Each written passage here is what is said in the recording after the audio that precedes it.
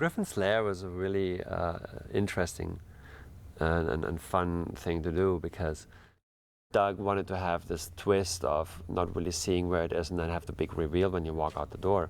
I pitched this idea of the Sahara Desert Egyptian temple tomb kind of combo, and we did several illustrations on it, and everybody loved it, and so it was fun to do.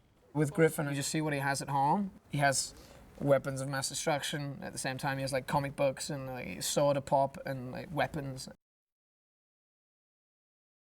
A jump scare is basically when someone teleports, they leave their scar. It's basically like an opening in the atmosphere, you know, like around us, and it's just something that they leave. Basically, the end of the film, the threat is that there's this machine that can keep these things open, which means that anybody can follow them wherever, you know, and in terms of jumping, that's incredibly bad.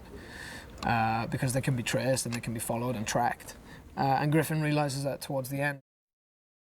The jumpers have been in conflict with paladins for a long time, and Sam Jackson plays Agent Roland, who's maybe the best paladin there is. He's an amazing killer, a jumper catcher. And basically it's a battle that's been fought for ages, especially between Griffin and Roland. Roland killed Griffin's parents, so for him there's definitely a personal grudge against them. Paladin sees jumpers as a threat to the world and what they can do, and the fact that jumpers can change history if they want to.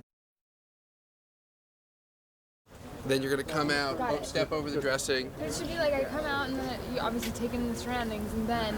Yeah, your mind is blown. But you're having it, by the time you're standing up out here, you've had a whole walkout to take it in. Now you're finally registering like where you are, so you can slow it down a little bit. This is the only thing that can stop a jumper, really, you know, because if you get into conflict with a paladin, you can just jump away, you know. As long as they're not kind of holding on to you, you can just jump away. Even if they are, you can take them with you. But this is something that stops you from jumping, because this is basically fired.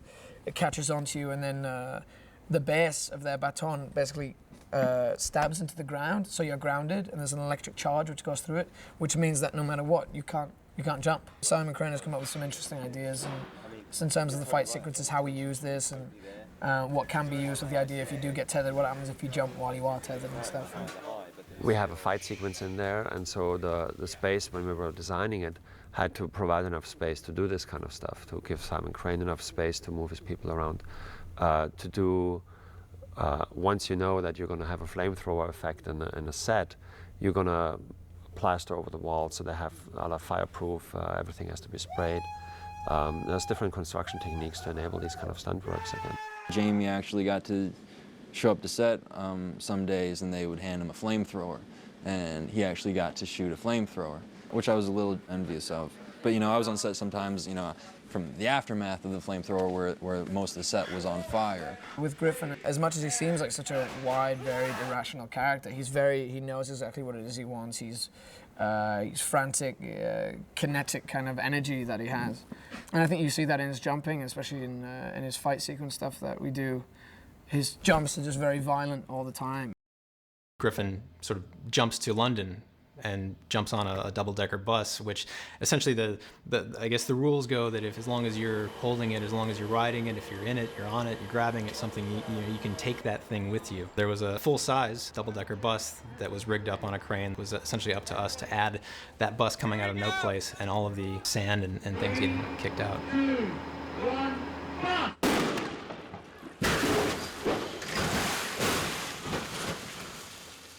Well done, everyone. Sam just manages to bring, there's just a sense that this guy is unfazed by danger. You know, he's the ultimate smooth guy. You know, like if Clint Eastwood was a paladin, you know, that would be Sam Jackson.